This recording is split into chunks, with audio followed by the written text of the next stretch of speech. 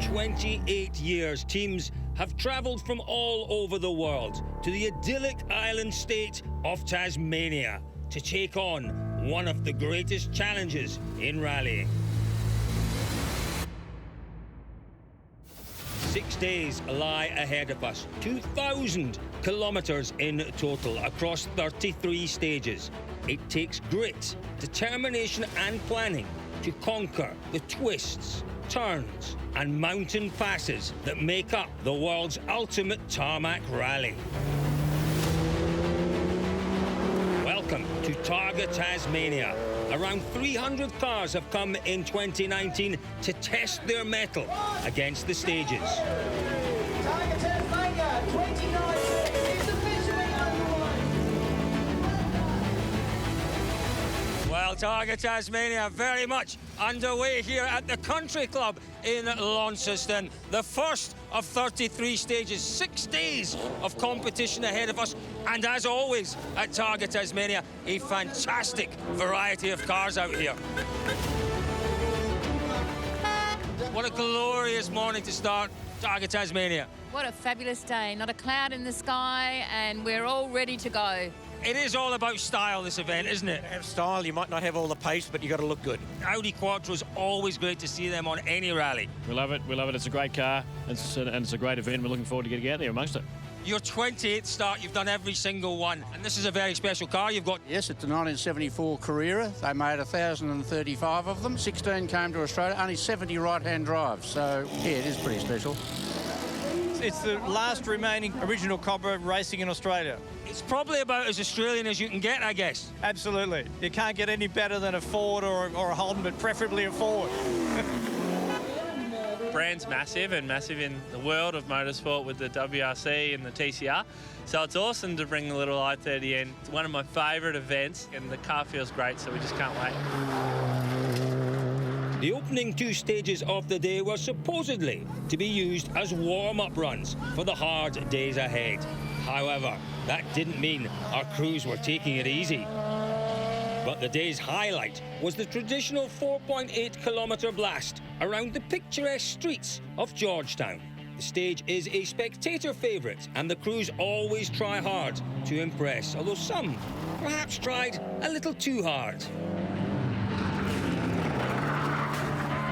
The first of the competitive cars through were those in TSD. The real skill in this class is the ability to hit a prescribed average speed for each stage. Mastering this on the opening day with the Marshals in their Falcon Ute. It's a real challenge. More so for the navigator than for me. For me, it's just about keeping the red mist down and the right foot off the accelerator pedal when he tells me to. It's a real combination between the driver and the navigator that's different to a flat-out rally. For each stage, we're given an average speed, and we're penalised then for every 10th over or under the designated average that we have to hit. So if we go slow, we get penalty points. If we go fast, we get penalty points, and we need to run a time effectively to a 10th of a second to hit that average.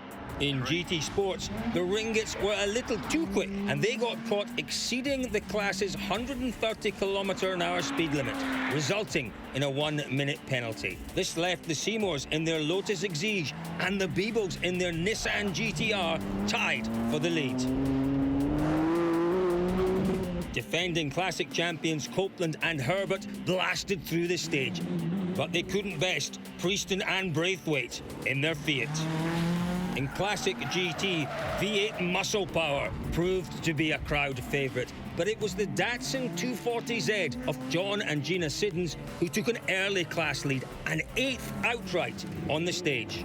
Took it easy through the first couple of stages, a bit of a poke in here, just test the suspension and see what's happening, but feels good. In the diverse and ultra-competitive early modern field, a number of our fancied crews set quick times.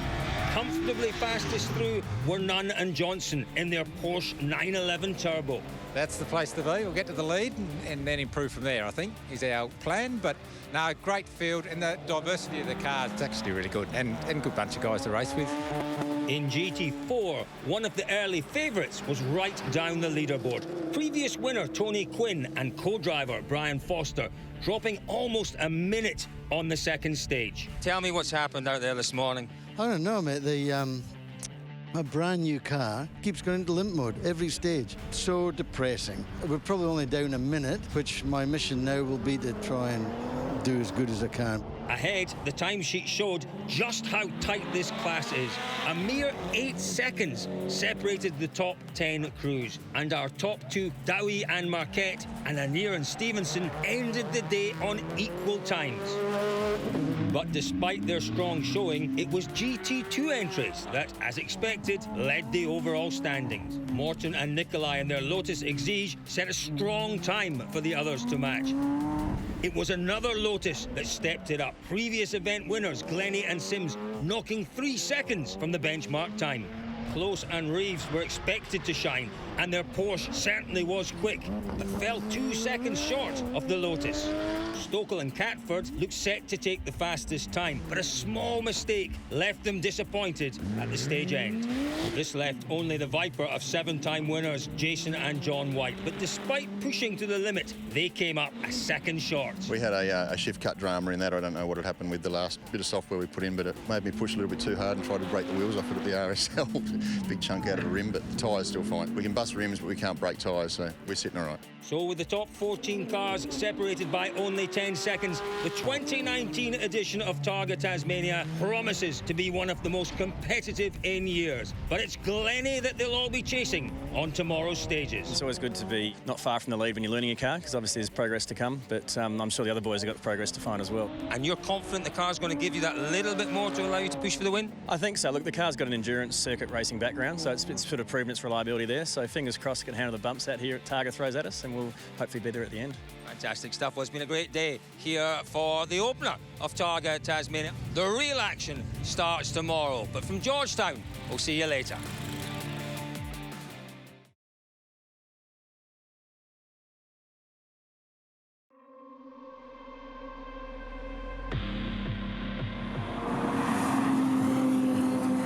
Good morning, everyone, and welcome to day 2 of Targa Tasmania.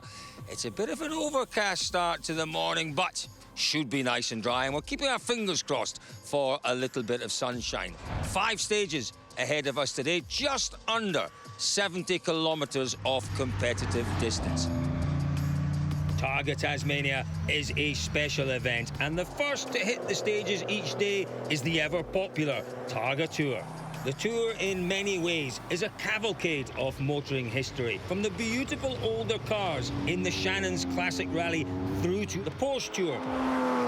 Hyundai have brought a number of cars for journalists to sample, and how could you not notice the Ferrari Tour, which even had the latest 488 Pista taking part. Another big name participating is Jim Richards. He and co-driver Barry Oliver taking a step back this year from the competitive field. 8 times winner here in the past, but doing things a little differently this time round. Barry thought it was about time that he left. We were both getting older, so I thought, yeah, well, I don't really want to go with anyone else but Barry in the competition, so it's probably right for me to stop doing the competition. Fortunately, I'm in the Shannon's Tour, and the Tour is just fantastic. I mean, you can have as much fun, to be honest, as you do in the actual real competition event, except you're going a bit slower. Everyone here is an enthusiast and everyone loves their cars, and we're all just having a good time. What is it that makes this such a special part of Targa? Well, typically you've got awesome roads, but it's just wonderful people. That's what actually gets us coming back. This is now the 4th Targa tour we've done. We all just enjoy more fun stories. And so back to the competitive action. The day's opening High Plains stage saw the White's Viper charge, snatching the lead by a solitary second. However, on the 5th test, mid-stage, the car ground to a halt.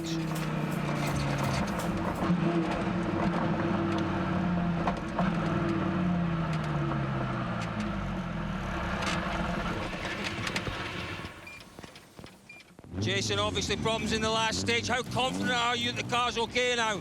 Yeah, it's all good. It had had some melted wiring to the cam ankle sensor, so it just stopped. But we've stripped it all back and repaired it, so confident to go, but also confident that we've lost a lot of time. And the cost of these problems was high, with a total of 25 minutes of penalties handed down after the crew required outside assistance on stage and missed a time control. After the trusty service van towed us out, on probably one of the steepest parts of the course anywhere, it's melted some wires that we ended up finding on a crank angle sensor, which was pretty hard to get to, but the boys got in there, especially Dave got in there and fried the hell out of his arm. It smelled like burning sausage a few times, I think, because he wasn't about to give up. But yeah, got the wires repaired and got some heat sheeting around them and got going again. With the demise of the pre-event favourites, Close moved into second, but it was Glennie who really capitalised, ending the day with a 24-second lead. It's about finding that rhythm, and it's coming nicely. A few tweaks tonight in service, a few little balance tweaks, front and right height and suspension shocks and things. It's coming, it's not far away. We were very happy with the day we had. It was pretty greasy and pretty marginal in a lot of places, and it's a case of just getting through and putting in some respectable times. But you're pretty brave to push hard, I think, today, and Steve is definitely pretty brave. Another to shine was Reeves in the Hyundai, breaking into the top 10 in GT2. You've been absolutely on it. Perhaps a little too hot on it in Paluna. Yeah, we had a bit of a moment in there, Cole. I think we scared a parked car and a cameraman, but we got around the corner. I used my rally antics and used a bit of handbrake. So we got around and clean, and we didn't damage the tyres, so that was good. We need to push the car pretty hard to keep up to the Porsches. In GT4, overnight leader Dowie had a strong day, but he couldn't contain Kennard and Wheeler, who charged through the field to establish a 30-second lead. The TSG contest is shaping up to be intense. The second-place Taylors gained on the Marshalls before losing out on the Moriarty stage. When you parked in the Silver Dome, one of you got out of the car and said, "We've stuffed up today." Who stuffed up? How? I just stuffed up one sector, just one stage. Just by 1.5 seconds, but that's enough. Tristan did really well today. He got me into that end zone perfectly. I just couldn't quite nail it over the finish line. In GT Sports, Lotuses fill most of the top places, but at the head of the field was a Subaru WRX. Grayson Jones setting consistent quick times to end the day in the lead. In Classic, the Jimmy Special, driven hard as always by Copeland, took the lead on the first stage and never looked back. We've sort of led every stage today, which has been fantastic. And second, third and fourth are all biffing it out behind us. So, yeah, we're just in front. The tussle behind was tight, with the overnight leading Fiat falling into the clutches of Glusky and Winter's BMW. The pair ending the day separated by only 1 second. Early days still, obviously Targa's an endurance event. But, yeah, we caught Nick up today and we're 1 second off his tail. Jimmy Special's out in front, but you just never know where this place goes. A number of our early modern crews pushed hard to stay in podium contention. However, Nunn and Johnson maintained their form to build a commanding lead. The battle in Classic GT is very much on. The Siddons set a cracking pace in their Datsun, but it was a couple of Aussie heavyweights that took charge and ended the day separated by a solitary second. Guys, if it was a heavyweight battle, I'm not sure who I'd put my money on. But I've got to come to you first, Mick, because you're leading at the end of the day. It's been a really strong day for you. It has. Just important to finish off today well for us, because coming in tomorrow, the East Coast, we're looking at some wet weather, so we needed to finish well today. Ooh, yeah, he's obviously worried about you, Mick. You were leading up until that final stage. What went wrong? The right foot, I think. It all comes down to the right foot. So, look, I rang the guys on the way back. Look, there's no secret. We're bloody good mates. We simply got beaten. What a fight we've got in store for us. End of day 2. These two boys have got it all going off.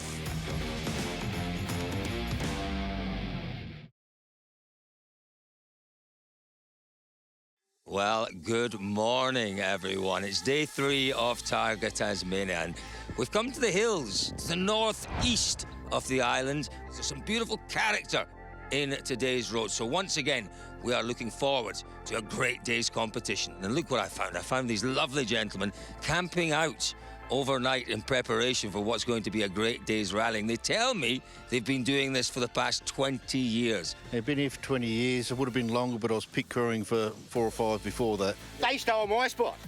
I've been here for 28 years. One of the neatest here was a guy called Bates. 4-wheel drives, the Salida. And he's come through here and he's already obviously drove it a few times and he had notes. Yeah. So this has been cut corner, cut corner, cut corner, steers it, blat, blat, blat, blat, blat, on it. And likewise in 2019, the crews were on it as they tackled the iconic sidling stage.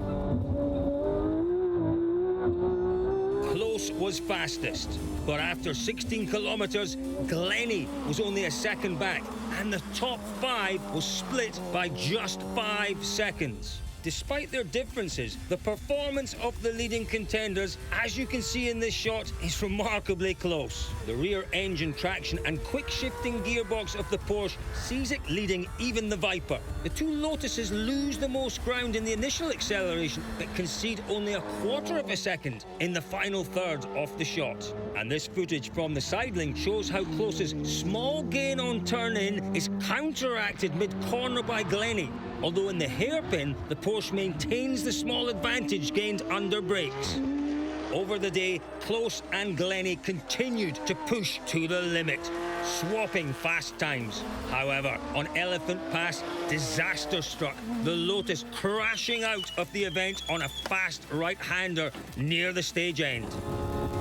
This left Close in the lead, but with the forecast of rain on day 4, both second-placed Pritchard and Morant, and especially the soft tyre-shod Lotus of Stokel, were poised to strike. Any concerns about the weather? No concerns. We know how to stay safe in it, but we just don't know what the other guys are going to do. You've got Mike Pritchard in the other GT3 RS. You've got 44 seconds on him, but they can go in a heartbeat.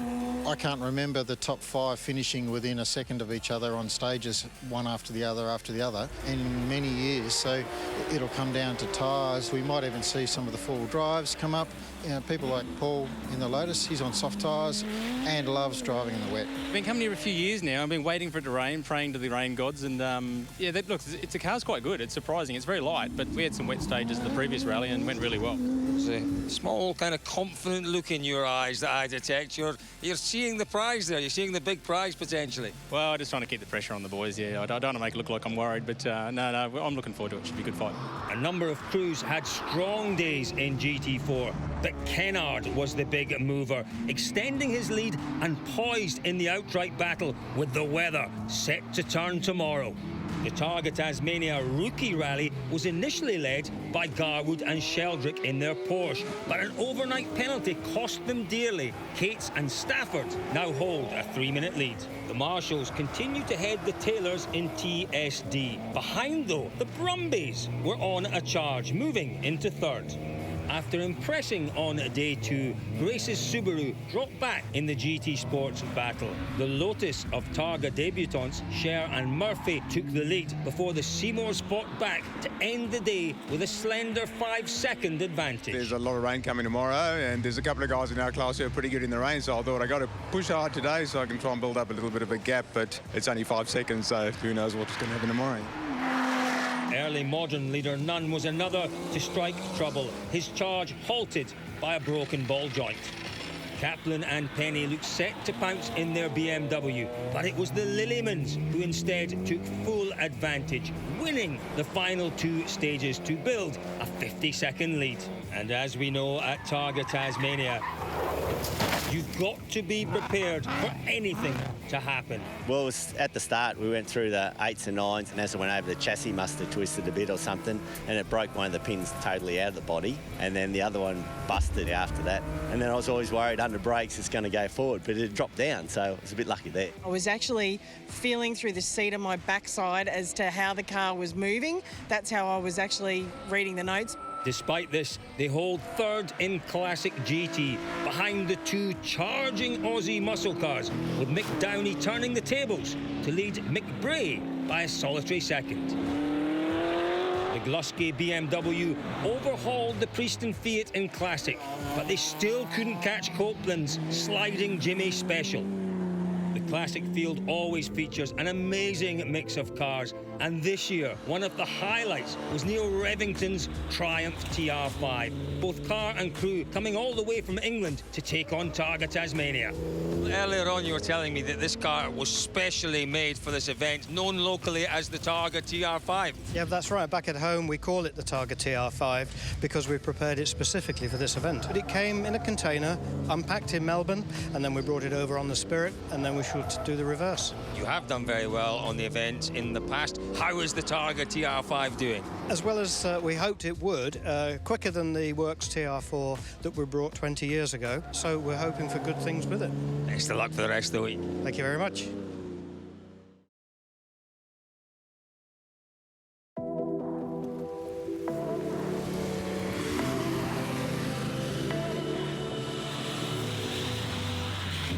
All week, the chat at Targa has been about the weather. And on day 4, it arrived. We thought it was going to be wet, but Tasmania really turned it on. It was a treacherous day of attrition out there. Day 4 features the stages that for many define Targa, with Sithana, Rihanna, Guns Plains and Helier Gorge, all long-standing favourites, with challenging twists and turns poised to catch out the uninitiated. And we didn't have to wait too long for the drama to really kick off. First Close stopped mid-stage right in front of one of our cameras. But did it have anything to do with the weather?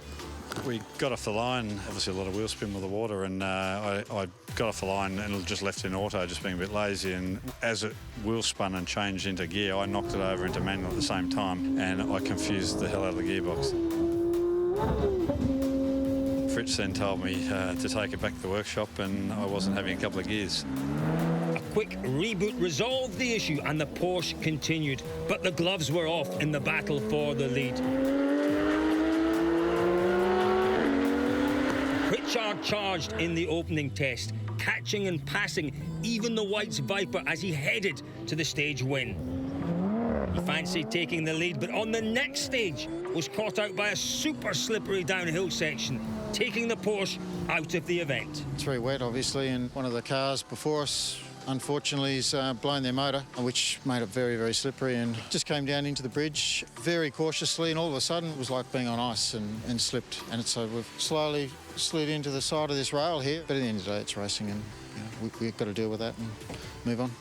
With the treacherous conditions proving a massive challenge, the aim for many was to merely make it through the stages to the overnight stop in Strawn, the west coast town, one of Tasmania's truly iconic destinations.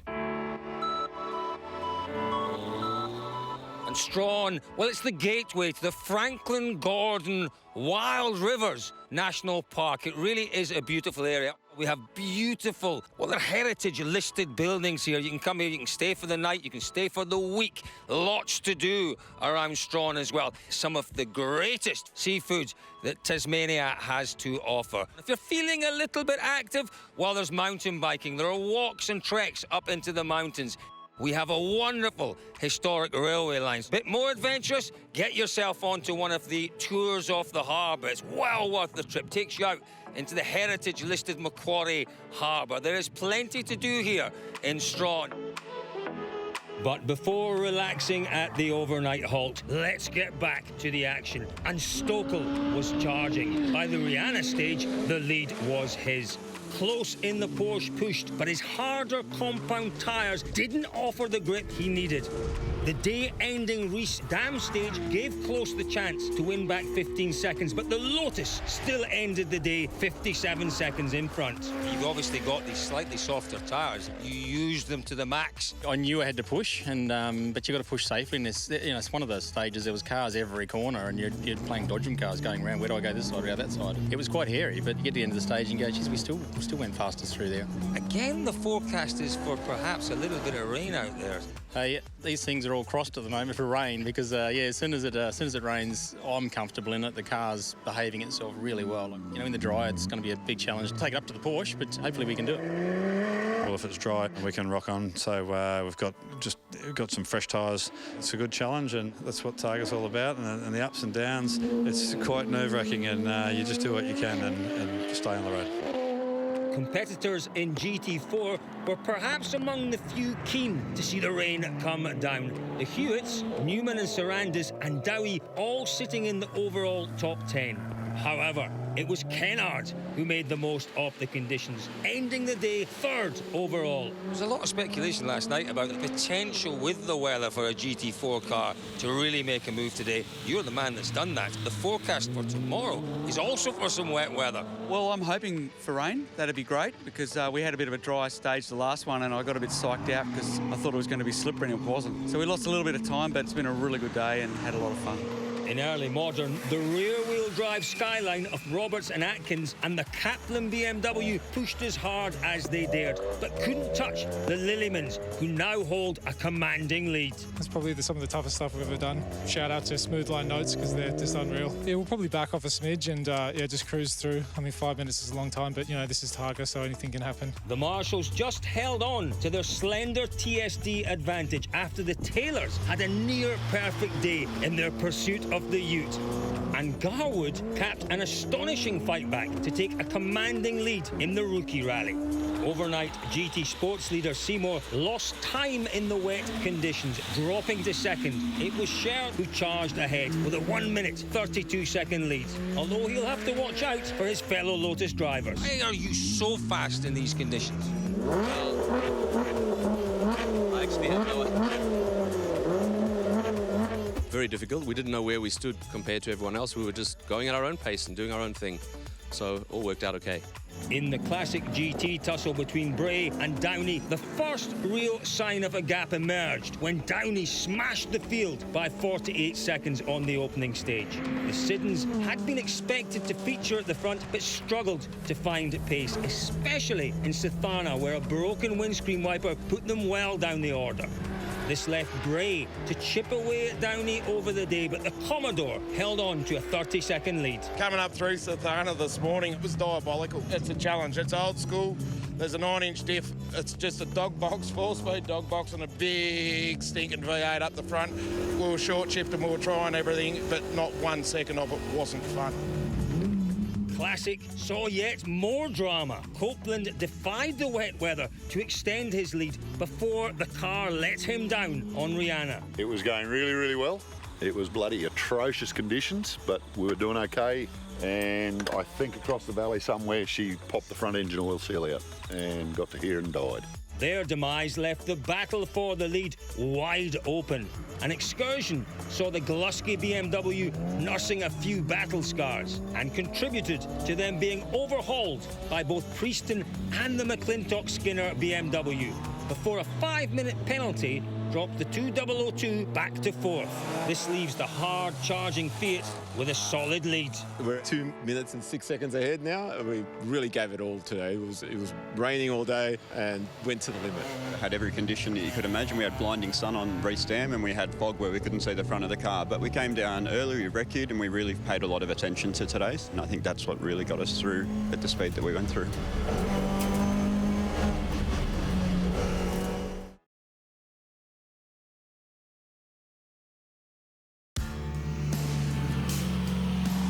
Day 5 of TARGA Tasmania sees 6 stages, starting from the beautiful coastal town of Strawn down to the capital city, Hobart, taking in the iconic Mount Arrowsmith stage along the way. We're expecting a little more weather. It could yet play a big part in the outcome of this event.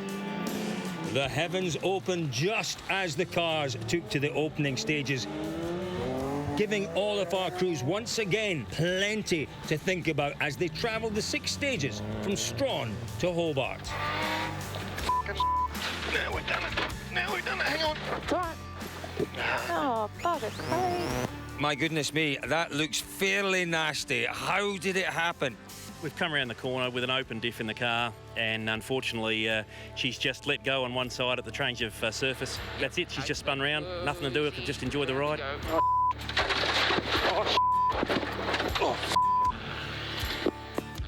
There was that split-second moment where my navigator thought we might be going a little harder in over the top, but it's reasonably soft, and hopefully they can pull it out without too much damage.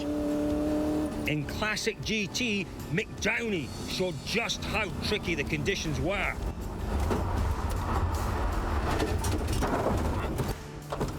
Well, it certainly looked like a big one, but they got the car running and managed to continue. But having received outside assistance to extract the car from the trees, the crew were hit with a 10-minute penalty. This moved the Siddons, who survived this particularly wild moment, into second, and the Brays into the lead, with only 1 day left to run. For the classic leading crew, there was drama before they even left Strawn. Electrical gremlins stopping the car just outside the time control. But after that stressful start, there were big smiles when they made it to Hobart, still in the lead.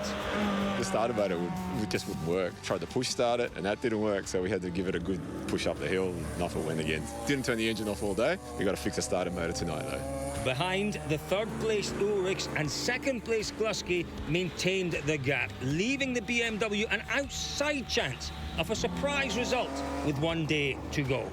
Kaplan won a few of the later dry stages in early modern, but the Lillemans still hold on to their dominant lead. And we have a new leader in the rookie rally. Garwood had been the class of the field, but crashed out of the event on Strawn. With Kate's GTR also crashing out, Downing and Woodman now have a clear lead. Scher maintained his strong performance in GT Sport, and TSD is remarkably tight. The Marshalls and the Taylors tied after 5 days of competition. We've been chasing the Marshalls all week, and finally we caught them today, but there's always tomorrow, and tomorrow's a big day, so it's anybody's. Whole new event, start from scratch, 1 day, 6 stages. See what falls out the other end. Again, the day's challenging conditions meant it was GT4 cars that came to the fore, with second-place Dowie and third-place Newman both in the thick of the action. A few nerves ahead of the final day. Looks like it's dry, so it should be a pretty cruisy run to the finish, but we've got Tony Quinn right behind us. We'll have to be on our game tomorrow. Another to have a strong day was 2018 Rookie Rally winner Jeff Morton. He and co-driver Damon Nicolai holding third in GT2. You know, we haven't gone out too hard. We've been managing the wet weather pace, didn't take any risk, and we stuck in there. Overnight, second place Close struggled in the early wet stages. Stokel in the Lotus even catching and passing the Porsche on the Mount Arrowsmith stage. Despite charging through the drier afternoon tests, he couldn't hold back GT4 leader Kennard, who'll start the final day 29 seconds ahead. But the GTR crew are under no illusions that holding the 911 off will be an easy task. Closey's very fast in the dry with that Porsche, and you know a lot of those stages are pretty well suited to his car, so being only 29 seconds back, I think we're doing pretty well to hold on to it. And after a solid day's work in tricky conditions, Stokel and Catford arrived in Hobart with a comfortable 2-minute and 16-second lead. We knew today was the chance to get that bit of a gap and try and extend it and get a bit of a comfort zone for tomorrow. It had a few moments. I don't think anyone that drives in the wet, over Arrowsmith and that wouldn't have a few moments because it's such a treacherous bit of road, but we came out of it unscathed, so yeah, looking forward to tomorrow.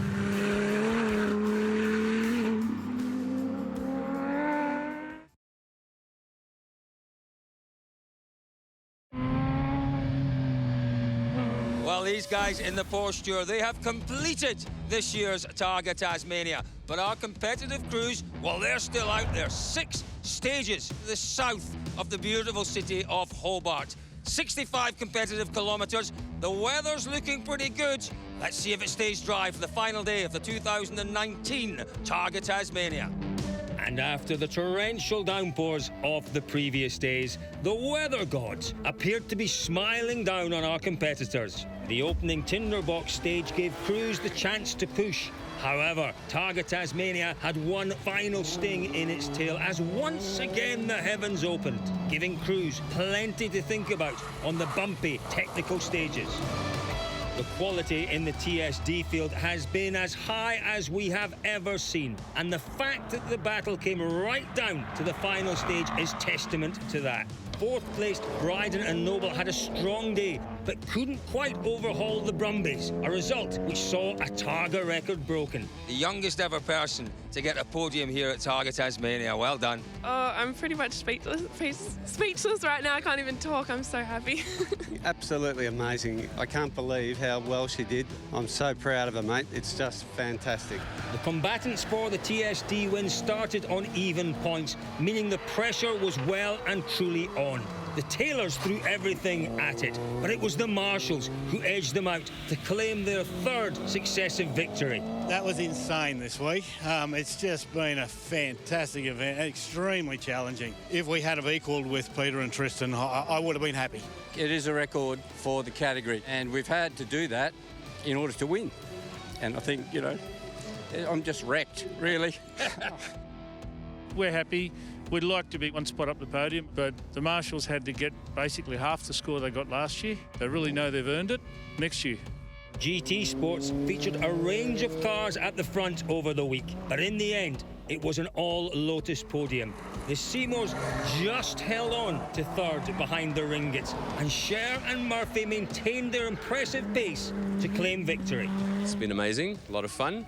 Surprised ourselves and I think a few other people, but we brought it home. So you've won first time out. Where does it go from here? Back home, thank everybody back there. It's just been such an amazing experience. Second in class, it's a great result. It was fantastic. We had a bit of a hiccup at the start of the week, but managed to claw our way back up to the top. So, yeah, pretty happy with the second place. We had so much fun together. It's a great thing for a father and son to do. I'd recommend it to anyone that loves motorsport.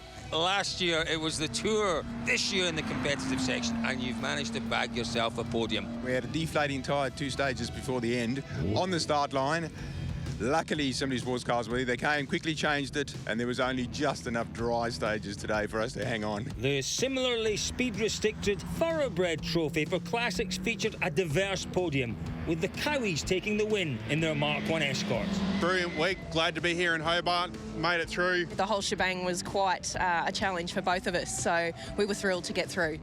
For many off the field, the aim of Targa is to get to Hobart and cross the finish line. In one piece. Although some crews finished with less of their car than they started with. The car's in one piece, just not finishing. Just don't go.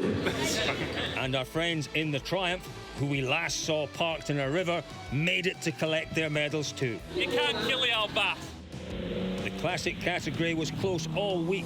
The Ulrichs held on to third in their Studebaker. Gillespie and Winter pushed hard on the final day, but the wet weather meant they posed little threat to the leading Fiat. Preston and Braithwaite overjoyed to climb on to the podium's top step. We've been after this for years now. We had trust in each other.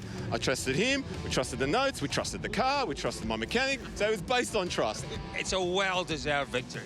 Oh, it is, yeah. It's been 10 years in the making, but, you know, the mechanics who are standing behind us here, these are the guys that kept us on the road. But I've never had a more stressful day in rally than I've had today. It's a great podium. Oh, absolutely. It's been a great battle. The top 4 or 5 of us all week have been duking it out. Congratulations to Dylan and Nick. Fantastic effort, guys. You certainly can pedal in the wet. And well done to the Ulrichs in third and all of our classic competitors and everyone else who survived and got here. You deserve your finishers medal. Car's been great. We hadn't driven it in the rain until the day it rained here. We haven't even used the wipers and they worked. So it was all good. The rookie rally saw a number of strong performances, but it was Downing and Woodman who claimed an emphatic victory. It's a marathon, not a sprint. I say that to everybody. We had a good plan, very strategic run, and today the goal was just to be the finishest competitor. The final podium place in early modern was in play until the last stage, but Gordon and Peltzer narrowly failed to overhaul Roberts' Nissan. Kaplan held firm in second, but couldn't touch the Lillymans, who claimed an emphatic victory. Father and son team first in early modern, guy. Yeah, it's been a great week for us. We're working really well together. We couldn't have done it without this guy, so car's great and we had a great week. It takes a little bit of luck as well as doing the right things together. You have survived in some style, Adam. We survived, but I'm not sure about the style. But had fun regardless, but tough event. I think we were just a little bit gun-shy this year after a couple of offs last year, so we just wanted to get to the finish and we've done it well. When it rained, the four-wheel drives were hounding us, and we held off 4th place by 1 second. Following his overnight penalty, Downey set about thrilling the fans that lined the stages outside Hobart. He held on to third in Classic GT behind the Siddons and the Brays, who claimed their second successive Targa Tasmania win. Congratulations on the win. Yeah, thanks a lot, mate. It has been a great week. Pretty happy to be back in Hobart. Some pretty trying conditions and obviously controversy overnight, and then trying conditions again today up in the hills. So glad to be here. The car's been good, slowly bolted it back together as it fell to bits the whole event, but that's how it works with Datsuns. Something's got to fall off before you put it back on, but a tough event. Gina done a great job navigating. It was fantastic. The controversy side of things, the car left the road. You can't be in front when the car leaves the road. The Bray brothers, they're special friends of mine. They're great blokes, so I'm actually happier today with the result. We were locked horns and I made a mistake. They're the winners and I'm more than proud of them. GT4 saw plenty of inspired performances. Newman held back the charging Quinn to take third place, and Dowie capped off a consistent drive by claiming second behind Kennard and Wheeler, who won GT4 and also claimed second place overall. It's been a huge week, and really like to thank the guys at Les Walkden Rally, of course Ian, who did a great job in telling me where to go, and you know the roads and the weather and everything was kind to us. In the end, we've come away with second, which we're really happy about. And Angus drove fantastically the whole week, you know, and when the rain came on, just handled that Nissan GTR really, really well, and here we are. Everyone has told me right from the start of the week it's about strategy, and you stuck to your strategy, so it's a well-deserved podium.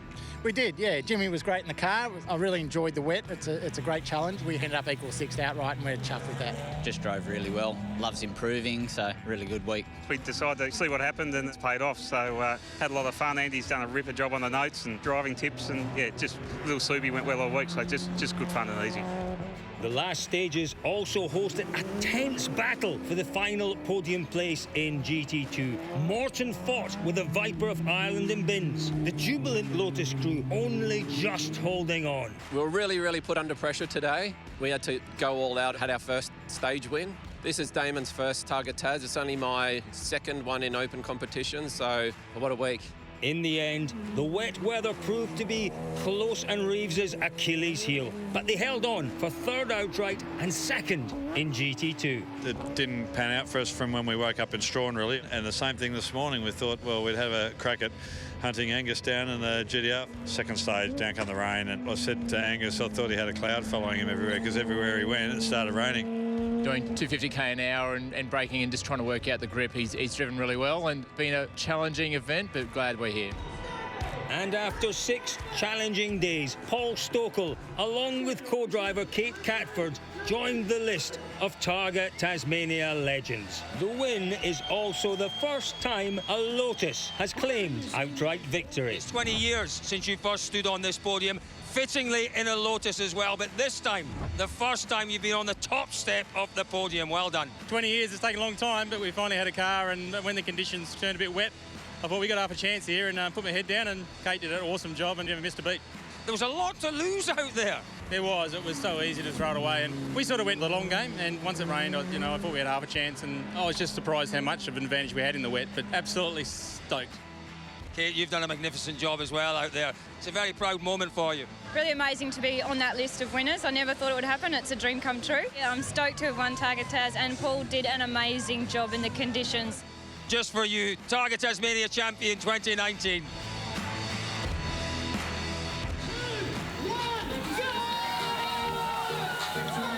Wow, what a week we have had here in Tasmania. Targa Tasmania has once again lived up to its reputation as the greatest tarmac rally, the greatest roads, the greatest cars, the greatest champions. Thank you for joining us for this year's coverage of Targa Tasmania.